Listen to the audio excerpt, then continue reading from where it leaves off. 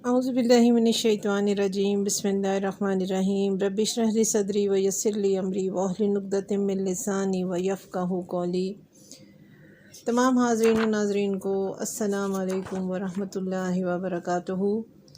सूरह बकरा का रुकू नंबर 12 आयत नंबर 97 ता आयत नंबर 103। इसमें हम गुज़श्ता ऑडियो में आपको बताया था कि जो यहूदी थे या बनी इसराइल वगैरह थे, इनका जो हज़रत जिब्राईल अलैहिस्सलाम के साथ जो उनका अदावत थी या उनके साथ उनका एक ऐसा था कि वो उनको बुरा समझते थे। तो उनका कहना ये था कि अगर उनकी जगह ये, चूँकि अल्लाह उनके लिए अहकामात लेकर आते थे ऐसे कि जो उनकी अपनी नफ्स की ख्वाहिश को पूरा नहीं होने देते थे, उसके ख़िलाफ़ जाते थे वो अहकामात, सो वो उसकी बारे में कहते हैं कि वो उसे पसंद नहीं करते थे हज़रत जिब्राईल अलैहिस्सलाम को, और उसके दुश्मन थे। और वो कहते थे कि काश इनकी जगह पर अगर हज़रत मीकाईल यानी कि जो बारिश के फ़रिश्ते हैं वो आते तो हम उनकी बात को उनके साथ उनको पसंद करते। बहरहाल इसकी सारी तफसील पिछली ऑडियो में हो गई थी तकरीबन। अब ये सिलसिला जो आगे आयात मुबारक हैं, इनके अंदर हज़रत सुलेमान जो थे, हज़रत सुलेमान अलैहिस्सलाम के बारे में जो कुरान बयान कर रहा है वो कि उनको ये लोग जादूगर जो समझते थे उनके बारे में थोड़ा सा बयान आ रहा है। और वो फ़रिश्ते जो हारूत और मारूत थे, जो जादू के मामले में या जो जादू किया जाता है, ये एक बहुत अहम टॉपिक है और इसको ज़रा ध्यान से समझने की ज़रूरत है कि जादू शुरू कहाँ से हुआ, जादू है क्या, किधर से चला और क्या मामलात है इसके। क्योंकि आजकल इस समझ लें कि एक पॉजिटिव एनर्जी है, एक नूरी इल्म जिसको कहा जाता है, कि जिससे आप बहुत सारे मामलात को अपने इस्लाह कर लेते हैं, बेहतर करने की कोशिश करते हैं, ज़िक्र अस्कार की तरफ जाते हैं, कुछ भी पढ़ाइयाँ करते हैं, तस्बीहात करते हैं, तभी जो वज़ाइफ वगैरह करते हैं, ये इसको हम नूरी इल्म कहते हैं। जबकि जो जादू है या जो वो ऐसे इल्म या मंतर जंतर जो ऐसी चीज़ें हैं या जो ऐसी अनविजिबल चीज़ें हैं या नॉन विजिबल चीज़ें हैं, उनके बारे में, या ऐसे मंतर हैं या ऐसे इल्म है कि जिसकी वजह से आप दूसरे इंसान को बहुत सारी चीज़ों को कंट्रोल कर सकते हैं या कर लेते हैं, तसर्रुफ़ करते हैं आप जानबूझ के। अल्लाह की बनाई हुई तकदीर में या अल्लाह की कुदरत में आप कोई गैर मामूली चीज़ें यानी अपनी ताकत को इस्तेमाल करते हुए, अब ये चीज़ के आपके पास ताकत मौजूद हो लेकिन आप उसका इस्तेमाल किस तरह करते हैं। तो बंदे का फ़र्ज़ यही था, या बंदे को अल्लाह ने इसीलिए बनाया कि वो उसके आगे झुक जाए, उसकी आजिज़ी करे और उसी से मांगे और उसी से तलब करे और उसकी हुक्म और उसकी रज़ा के अंदर राज़ी बर रज़ा हो जाए। अब इंसान ने क्या किया कि अल्लाह ताला ने ज़िंदगी, मौत, औलाद, रिज़्क़ और निकाह, ये 5 चीज़ें अल्लाह के इख्तियार की हैं और अल्लाह ने तकदीर कर रखी हैं हर इंसान के लिए। लेकिन इंसान जो है वो अल्लाह ने हुक्म भी ये दिया बंदे को कि तुम्हें और जिन्नों को और इंसानों को मैंने इसलिए पैदा किया कि वो मेरी इबादत करें। लेकिन इंसान हज़रत ने क्या किया कि उसने जो अल्लाह के काम थे, यानी जिसमें कि कोई आप रद्द-बदल नहीं कर सकते हैं, या अल्लाह के हुक्म के मुताबिक जो उसने कर लिखा हुआ है आपके लिए, उसका वक्त एक मुकर्रर है, उसका टाइम मुकर्रर है, जहाँ होना है वहाँ मुकर्रर है। जैसे ज़िंदगी है तो उसका भी एक टाइम है, मौत है तो उसका भी एक टाइम है, निकाह जहाँ जिसके साथ आपका लिखा है वहीं पर होगा, उसको कोई नहीं टाल सकता। रिस्क के बारे में अल्लाह ताला कहते हैं जितना जिसका रिस्क है, मैं जिसे चाहूँ ज़्यादा दे दूँ, जिसके चाहूँ कम दे दूँ, जिसको चाहूँ ना दूँ। इसी तरह से औलाद के बारे में भी कहा उसने कि ये भी मेरे इख्तियार में है कि जिसे चाहूँ बेटे दूँ, जिसे चाहूँ बेटियाँ दूँ और जिसे चाहूँ बांझ रखूँ या कुछ ना दूँ। तो ये सब तक़सीम जो है ये मेरे रब की है, उसके मालिक के अहकामात के, उसके राज जो हैं वो वही जानता है, ये उसके इख्तियार की चीज़ें हैं। जादू क्या करता है और जादू शुरू कहाँ से होता है, जादू के जो हैं वो कहाँ से चलता है सिलसिला। मामलात ये हैं कि जो शैतान और इब्लीस या जो है उसकी क़ुव्वत और उसकी जो तसर्रुफ़ है या जो उसका सोर्सेज़ हैं उसकी ताकत जो है, जो जिसको कि अल्लाह ताला ने उसने मांगा था کہ اللہ پاک سے کہ مجھے یہ طاقت دی جائے کہ میں جو اولاد آدم کو اور اس کی اولاد کو میں بھٹکاؤں گا تیرے راستے سے، تو اللہ تعالیٰ نے وہ طاقت اور تصرف اس کو شیطان کو اس وقت دے دیا تھا۔ اور دینے کے بعد اللہ تعالیٰ نے پھر آگے سے یہ بھی کہا تھا کہ تم جو چاہتے ہو تمہیں میں دے دیتا ہوں، لیکن تمہارے بہکاوے میں رحمان کے بندے نہیں آئیں گے۔ اب سمجھنے کی بات صرف اتنی ہے کہ جو رحمان کے راستے پر چلتے ہیں، دین کو پکڑ کے چلتے ہیں، تو اللہ تعالیٰ ان کو ہرگز وہ شیطان کے راستے پر نہیں چلتے۔ اب شروع ہوتا ہے وہ معاملہ جہاں سے کہ یہ سلسلے جن کی بات میں کر رہی ہوں جادو کے، اور جادو ہوتا کیوں ہے، انسان کرتا کیوں ہے۔ جادو کی بیسک جو ہے جڑ ہے وہ ہے حسد۔ جادو کی بیسک جڑ ہے آپ کا کسی کے ساتھ جو ہے وہ حسد کرنا، جو ہے وہ سب سے بڑا آپ کے دل کے اندر وہ زہر ہے، وہ فطرت کا، جس کی وجہ سے آپ دوسرے پر جادو کر دیتے ہیں۔ بالفرض کسی کے پاس پیسہ زیادہ ہے، کسی کے پاس اولاد کی فراوانی ہے، کسی کے پاس رزق کی فراوانی ہے، کسی کی اچھی جگہ شادی ہو گئی ہے۔ آج کے دور میں ہر بندہ اسی چکر میں ہے کہ وہ یہ نہیں چاہتا کہ دوسرے حالانکہ مسلمان کا بھائی ہے، اس کے باوجود فطرت انسانی یہ ہے کہ وہ اسے برداشت نہیں کرتا، اور پھر وہ اس کو جادو کے ذریعے وہ اسے تکلیف پہنچاتا ہے۔ ایون کہ ہلاکت کا علم کیا جاتا ہے کہ اس کی موت کو یا موت کے لیے اس کے لیے بھی علم کر دیا جاتا ہے۔ جادو سے کہ برحق ہے، نظر برحق ہے، حسد برحق ہے، اس سے انکار نہیں کیا جا سکتا۔ جیسا کہ آپ نے حدیث میں بھی سنا ہے، پڑھا بھی ہوگا کہ آقا صلی اللہ علیہ وسلم کے اوپر بھی جادو ہو گیا تھا، اور پھر وہ جو آخر کی ہماری صورتیں ہیں جو معوذتین ہیں ان کو پھر دیا گیا کہ بھیجا گیا کہ آپ اس کا اہتمام کریں۔ تو یہ وہ چیز ہے کہ قرآن شروع جو ہوتا ہے وہ ابتدا ہوتی ہے اس کی الحمد شریف سے، اللہ کی تعریف سے، اور قرآن کا اختتام ہوتا ہے ان نیگیٹو پاورز کے ساتھ لڑنے والے وہ جو دو ہتھیار ہیں، وہ یہ صورتیں ہیں جن کے بارے میں کہا گیا معوذتین، اور ان معوذتین کا آپ اہتمام کریں تو کوئی دنیا کا جادو آپ پر اثر نہیں کر سکتا۔ آپ نماز پڑھیں اور پاکی پلیتی کا دھیان رکھیں تو آپ پر جادو اثر نہیں کر سکتا۔ تو یہ چیزیں کچھ ایسی ہیں، آپ اللہ کے کلام سے اپنا اور اپنے بچوں کو اللہ کی حفاظت میں دیں، اور آپ ذکر کر کے یہی معوذتین پڑھ کے آپ ان کا حصار کریں اور ان کو اپنے رب کی حفاظت میں دے دیں، تو آپ کے امانت میں اللہ پاک اس کی حفاظت کرتے ہیں اور اس کو کوئی نقصان نہیں پہنچا سکتا۔ تو لیکن ایمان کی بات ہے کہ آپ کی نیت کیا ہے اور آپ کا ایمان کیا ہے، کہ آپ کا یقین ہے اس بات پر کہ اللہ کی ذات بڑی اس کی طاقت جو ہے وہ شیطان کی طاقت سے کئی گنا زیادہ ہے، کرنے والا جادو اس سے کئی گنا زیادہ طاقتور میرا رب ہے، اور میرے رب کی طاقت بے حساب ہے، اور اس کی طاقت اور اس کی قدرت کا کوئی انتہا اور کوئی لمٹ نہیں ہے۔ تو اب کہنے کا مقصد، جو سمجھانے کا مقصد یہ تھا کہ یہ جو جادو کا معاملہ تھا، جو کہ حضرت سلیمان کے بارے میں تھوڑا سا بتا دیں کہ حضرت سلیمان کے بارے میں یہ تھا کہ آپ کے وہ بادشاہت تھی، جو جانور ہیں ان کی بولیاں جانتے تھے، اور آپ کو بہت ساری چیزوں کے اوپر تصرف تھا جو اللہ تعالیٰ نے آپ کو دے رکھا تھا۔ ہر نبی کی کوئی نہ کوئی خصوصیت ہوتی ہے، یا کوئی نہ کوئی اللہ تعالیٰ ان کو معجزاتی طاقت عطا کرتے ہیں۔ تو حضرت سلیمان کا جو مقام و مرتبہ تھا، تو یہ جو تھے نا یہودی یا نصارہ، یہ ان کو جادوگر کہا کرتے تھے۔ تو اس میں تردید آ رہی ہے ان آیات مبارکہ میں ان کے کہ حضرت سلیمان جو تھے وہ جادوگر نہیں تھے، اور اس کی تردید ہمارے قرآن پاک میں آ رہی ہے۔ اس سے پہلے جو تورات تھی، جو بھی انہوں نے اپنی کتابوں میں رد و بدل کر کے تحریف کر کے انہوں نے ان کے بارے میں جو کانسیپٹ بنا رکھا تھا وہ غلط تھا۔ اور یہ تھوڑے سے واقعات بھی آئے گا اس کے اندر، تھوڑی سی ڈیٹیلز بھی آئیں گی، اور پھر وہ جو دو فرشتے آئے تھے جو آسمان سے نیچے بھیجے گئے تھے، ہاروت اور ماروت، اور ان کی وجہ سے پھر وہاں پر جو یہ جادو اور یہ اس کا عمل شروع ہوا تھا۔ جادوگر آپ دیکھیں کہ فرعون کے دربار میں بھی بہت زیادہ موجود تھے، اس لیے کہ یہ وہ چیزیں ہیں جو کہ لیول اس وقت کا جو ذہنی لیول تھا اس وقت کے لوگوں کا، وہ ان مافوق الفطرت چیزوں کو، یعنی کہ جو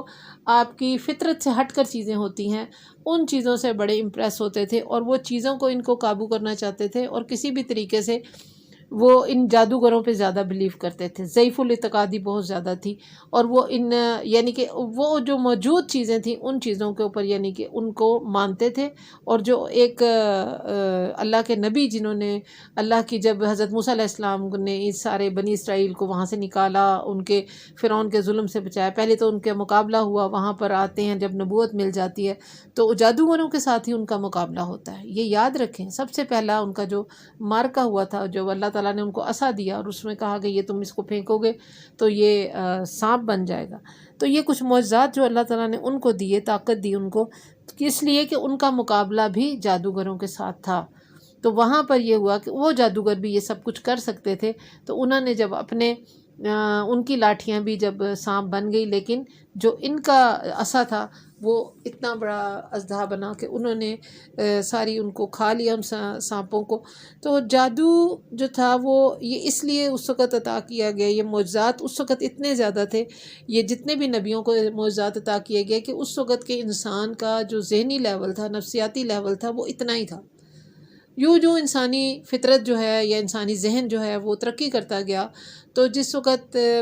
پیک آف دا ٹائم آتا ہے ہسٹری میں کہ جو انسان ہے اس کا ذہنی لیول، اس کا نفسیاتی لیول ایسا ہو جاتا ہے کہ جو گزشتہ تاریخ تھی، یعنی جو جتنے بھی انبیاء کو حضرت آدم علیہ السلام سے لے کر حضرت عیسیٰ علیہ السلام تک کے تمام نبیوں کے جو واقعات ہم دیکھتے ہیں، تو ان کے اندر ہمیں پتہ چلتا ہے کہ حضرت موسیٰ علیہ السلام، حضرت عیسیٰ علیہ السلام یا ڈیفرنٹ جو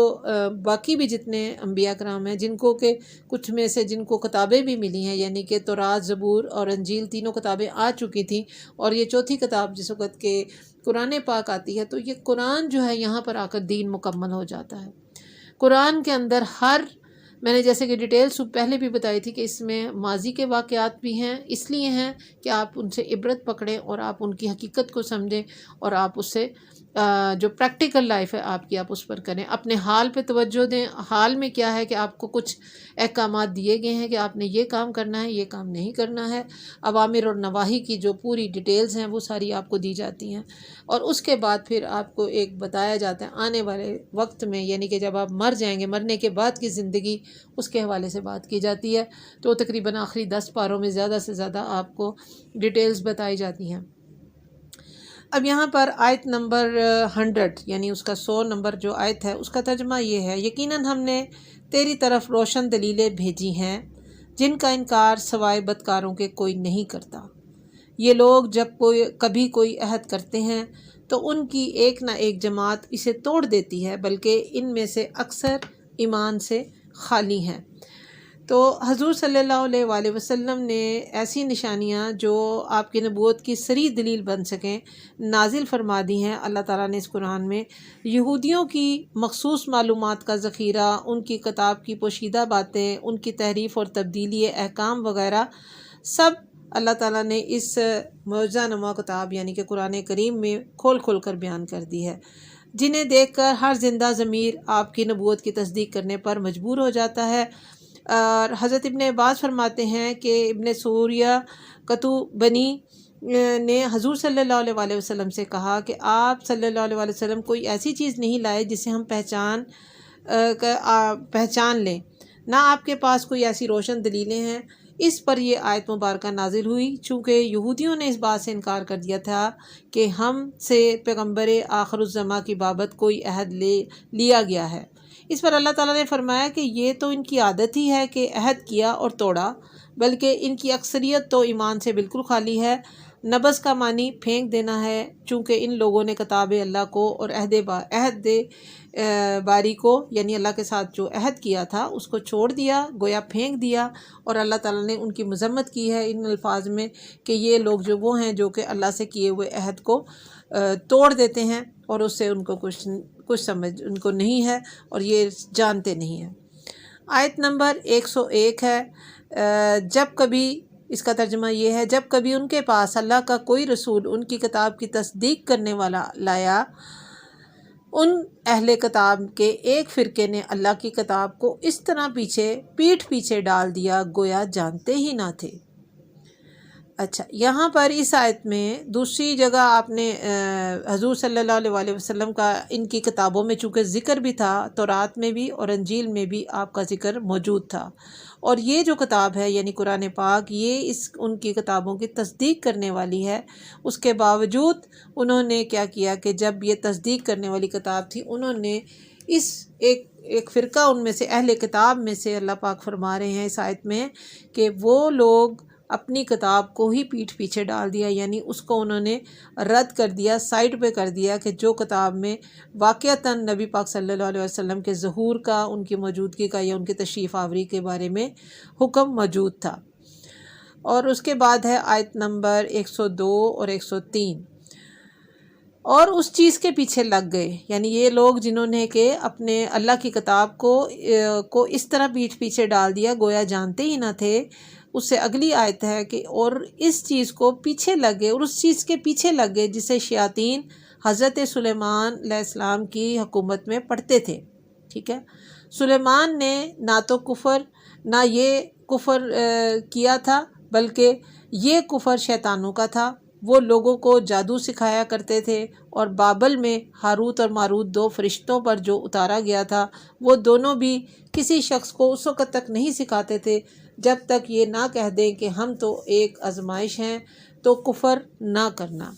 یہ وہ ہے ہاروت اور ماروت، جو 2 شیاطین تھے، جو 2 فرشتے تھے جن کے بارے میں یہ اب آگے بات چلے گی، یا جن کا واقعات اب آگے آ رہا ہے، اس کے بارے میں ذکر تھوڑا سا کرنا ضروری ہے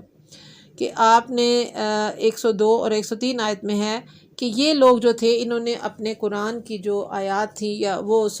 جو ان کو کتاب حق جو ان کو دی گئی تھی، تورات اور انجیل، تو اس کو انہوں نے چھوڑ دیا اور جادو کے پیچھے پڑ گئے، اور خود حضور پر بھی جادو کیا، جس کی اطلاع آپ کو جناب باری تعالیٰ نے دی، اور اس کا اثر زائل ہوا اور آپ کو شفا ملی۔ تورات سے تو حضور صلی اللہ علیہ وسلم کا مقابلہ نہیں کر سکتے تھے، اس لیے کہ وہ اس کی تصدیق کرنے والی تھی، تو اسے چھوڑ کر دوسری کتابوں کی پیروی کرنے لگے، اور اللہ کی کتاب کو اس طرح چھوڑ دیا گویا کبھی جانتے ہی نہ تھے، نفسانی خواہشیں سامنے رکھ لیں اور کتاب اللہ کو پیٹھ پیچھے ڈال دیا۔ اور یہ کہا کہ اس کے بعد حضرت عبداللہ بن عباس رضی اللہ عنہ فرماتے ہیں کہ حضرت سلیمان کے پاس ایک انگوٹھی تھی، جب وہ بیت الخلا میں جاتے تو اپنی بیوی کو وہ دے جاتے، اور جب حضرت سلیمان کی آزمائش کا وقت آیا، اس وقت ایک شیطان جن آپ کی صورت میں آپ کی بیوی صاحبہ کے پاس آیا اور انگوٹھی طلب کی، اور جو انہوں نے دے دی، اس نے پہن لی اور تخت سلیمانی پر بیٹھ گیا۔ تمام جنات وغیرہ حاضر خدمت ہو گئے، حکومت کرنے لگا۔ ادھر جب حضرت سلیمان واپس آئے اور انگوٹھی طلب کی تو جواب ملا کہ تو جھوٹا ہے، انگوٹھی تو حضرت سلیمان لے گئے۔ آپ نے سمجھ لیا کہ یہ اللہ کی طرف سے آزمائش ہے۔ ان دونوں میں شیاطین نے جادو، نجوم، کہانت، شعر اور اشعار اور غیب کی جھوٹی سچی خبروں کی کتابیں لکھ کر ان دنوں میں یہ جو تھے نا، انہوں نے جو بیٹھ گیا تھا وہ شیطان، اس نے وہ لکھ کر تو حضرت سلیمان کی کرسی کے نیچے دفن کرنا شروع کر دی۔ آپ کی آزمائش کا یہ زمانہ جب ختم ہوا، آپ پھر دوبارہ تخت و تاج کے مالک ہوئے۔ عمر طبعی کو پہنچ کر جب رحلت فرمائی تو شیاطین نے انسانوں سے کہنا شروع کیا کہ حضرت سلیمان کا خزانہ اور وہ کتابیں جن کے ذریعے سے وہ ہواؤں اور جنات پر حکمرانی کرتے تھے، ان کی کرسی تلے دفن ہے۔ چنانچہ جنات اس کرسی کے پاس نہیں جا سکتے تھے، اسی لیے انسانوں نے اسے کھودا تو وہ کتابیں برآمد ہوئیں۔ بس ان کا چرچا ہو گیا اور ہر شخص کی زبان پہ چڑھ گیا کہ حضرت سلیمان کی حکومت کا راز یہی تھا، بلکہ لوگ حضرت سلیمان کی نبوت سے بھی منکر ہو گئے اور آپ کو جادوگر کہنے لگے۔ حضرت صلی اللہ علیہ وسلم نے اس بات کی عقدہ کشائی فرمائی، اور آپ نے اللہ کے فرمان ربی کا یہ نازل ہوا۔ اس کے مطابق آپ نے بتایا کہ جادوگری کا یہ کفر تو شیاطین کا پھیلایا ہوا ہے، حضرت سلیمان اس سے بری الذمہ ہیں۔ اسی زمانے میں مشہور ہو گیا کہ شیاطین علم غیب جانتے ہیں۔ ٹھیک ہے، تو حضرت سلیمان نے ان کتابوں کو صندوق میں بھر کر دفن کر دینے کے بعد یہ حکم جاری کر دیا کہ جو یہ کہے گا اس کی گردن ماری جائے گی۔ بعض روایتوں میں ہے کہ جنات نے ان کتابوں کو حضرت سلیمان کے انتقال کے بعد آپ کی کرسی تلے دفن کیا، اور ان کے شروع صفحے پر لکھ دیا تھا کہ یہ علمی خزانہ آصف بن برخیہ کا جمع کیا ہوا ہے۔ جو حضرت سلیمان بن داؤد کے وزیر اعظم، مشیر خاص اور ولی دوست تھے۔ یہودیوں میں مشہور تھا کہ حضرت سلیمان نبی نہ تھے بلکہ جادوگر تھے۔ اسی بنا پر یہ آیتیں نازل ہوئیں اور اللہ کے سچے نبی نے ایک سچے نبی کی برات کی اور یہودیوں کے اس عقیدے کا ابطال کیا، یعنی اس کو رد کیا۔ وہ حضرت سلیمان کے نام نبیوں کے زمرے میں سن کر بہت بدکتے تھے، اس لیے تفصیل کے ساتھ اس واقعے کا بیان کر دیا۔ ایک وجہ یہ بھی ہوئی کہ حضرت سلیمان نے تمام موذی جانوروں سے عہد لیا تھا، جب انہیں وہ عہد یاد کرایا جاتا تھا تو وہ ستاتے نہ تھے۔ پھر لوگوں نے اپنی طرف سے عبارتیں بنا کر جادو کی قسم کی منتر تنتر بنا کر ان سب کو آپ کی طرف منسوب کر دیا، اور جس کے رد میں یہ آیت مبارکہ نازل ہوئی ہے۔ حضرت خواجہ حسن بصری کا قول ہے کہ حضرت سلیمان علیہ السلام کے زمانے میں جادوگروں کا ہونا قرآن سے ثابت ہے، اور حضرت سلیمان کا حضرت موسیٰ کے بعد ہونا بھی قرآن سے ظاہر ہے۔ داؤد اور جالوت کے قصے میں بھی ہے، اور بلکہ حضرت ابراہیم علیہ السلام سے بھی پہلے حضرت صالح علیہ السلام کو ان کی قوم نے کہا تھا انما انت من المساحرین، یعنی تو جادو کیے گئے لوگوں میں سے ہے۔ پھر فرماتا ہے کہ وما انزل، بعض تو کہتے ہیں یہاں پر ما نہ فیہ ہے، یعنی انکار کے معنی ہے۔ یہاں پر یہودیوں کے اس دوسرے اعتقاد کی کہ یہ جادو فرشتوں پر نازل ہوا، اس آیت میں تردید کر دی گئی ہے۔ ہاروت ماروت لفظ شیاطین کے بدل ہیں، اور اس کا مطلب یہ ابن عباس فرماتے ہیں جادو اللہ کا نازل کیا ہوا نہیں ہے۔ ربیہ بن انس فرماتے ہیں ان پر کوئی جادو نہیں اترا۔ اسی بنا پر یہ آیت کا ترجمہ یہ ہوگا کہ یہودیوں نے اس چیز کی تابعداری کی جو حضرت سلیمان کے زمانے میں شیطان پڑھا کرتے تھے۔ حضرت سلیمان نے کفر نہیں کیا، نہ اللہ تعالیٰ نے جادو کو ان 2 فرشتوں پر اتارا جسے اے یہودیوں تمہارا خیال ہے کہ جبرائیل اور میکائیل کی طرف سے ہے، بلکہ یہ کفر شیطانوں کا ہے جو بابل میں لوگوں کو جادو سکھایا کرتے تھے، اور ان کے سردار 2 آدمی تھے جن کا نام ہاروت و ماروت تھا۔ اور یہ جو تھے حضرت عبد الرحمن بن ابزی کہتے ہیں کہ یعنی داؤد اور سلیمان دونوں بادشاہوں پر بھی جادو نہیں اتارا گیا، یہ کہ وہ اس سے روکتے تھے کیونکہ یہ کفر ہے۔ امام بن جریر نے اس کا زبردست رد کیا ہے۔ اور ہاروت و ماروت 2 فرشتے ہیں جنہیں اللہ نے زمین کی طرف اتارا ہے اور اپنے بندوں کی آزمائش اور امتحان کے لیے انہیں جادو کی تعلیم دی، لہٰذا ہاروت و ماروت اس فرمان ربی کو بجا لاتے رہے۔ یہاں پر ایک اور حدیث جس کی تفصیل جو ہے کچھ ڈیٹیلز اس کی عمومی طور پہ جس کو پھر جوڑا جاتا ہے تمام واقعات کے ساتھ، اس کو بھی ڈیٹیل سے دیکھ لیتے ہیں۔ رسول اللہ صلی اللہ علیہ وسلم فرماتے ہیں کہ جب آدم علیہ السلام کو اللہ تعالیٰ نے زمین پر اتارا اور ان کی اولاد پھیلی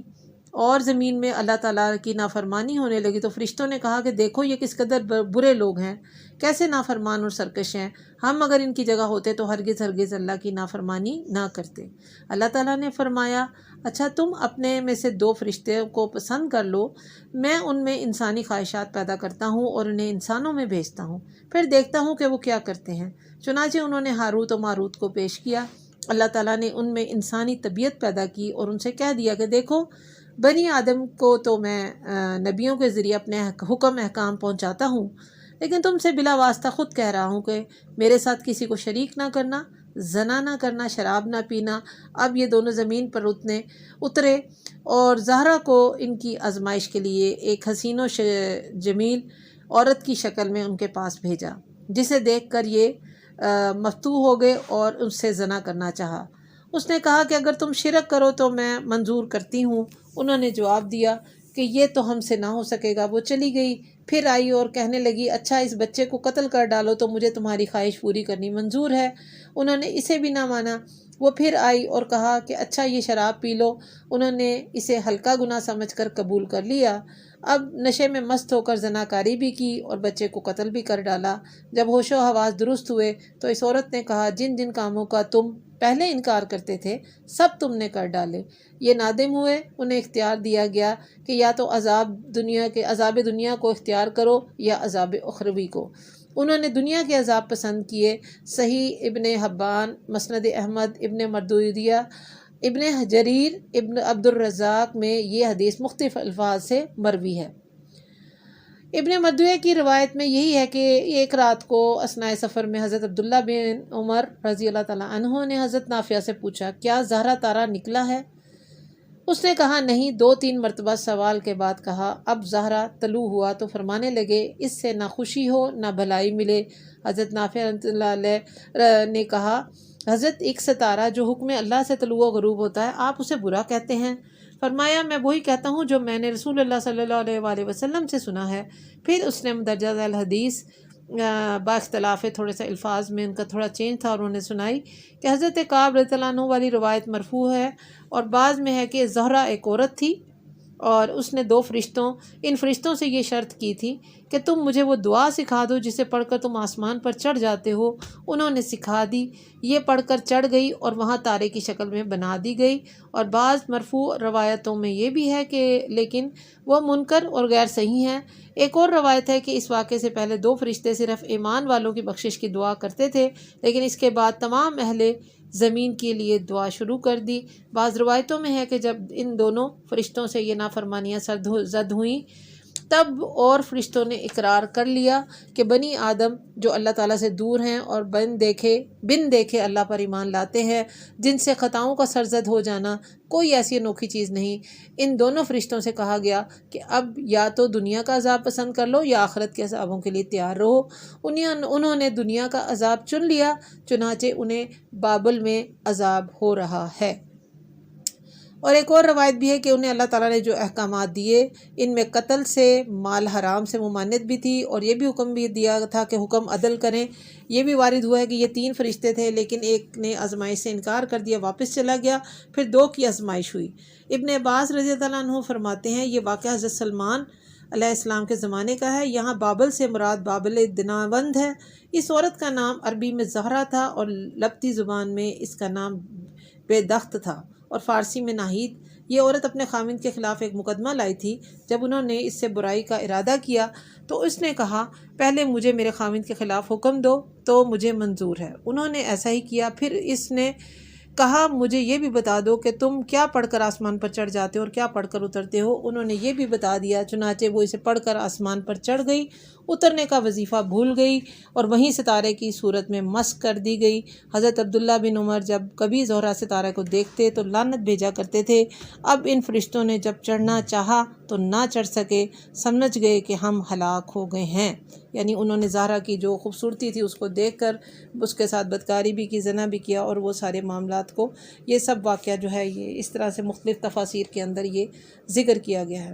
حضرت مجاہد رحمۃ اللہ علیہ فرماتے ہیں پہلے چند دنوں تک تو فرشتے ثابت قدم رہے، صبح سے شام تک فیصلہ عدل کے ساتھ کرتے رہے، شام کو آسمان پر چڑھ جاتے، پھر زہرہ کو دیکھ کر اپنے نفس پر قابو نہ رکھ سکے، زہرہ ستارے کو ایک خوبصورت عورت کی شکل میں بھیجا۔ الغرض ہاروت و ماروت کا یہ قصہ تابعین میں سے اکثر لوگوں نے بیان کیا ہے، جیسے مجاہد رحمۃ اللہ علیہ، سعدی رحمۃ اللہ علیہ، حسن بصری، قتادہ، ابو العالیہ ظاہری، ربیعہ بن انس، مقتل بن حیان وغیرہ وغیرہ رحمۃ اللہ اجمعین، اور متقدمین اور متاخرین مفسرین نے بھی اسے اپنی اپنی تفسیروں میں ذکر کیا ہے، لیکن ان کا زیادہ تر دار و مدار بنی اسرائیل کی کتابوں میں زیادہ تر موجود ہے۔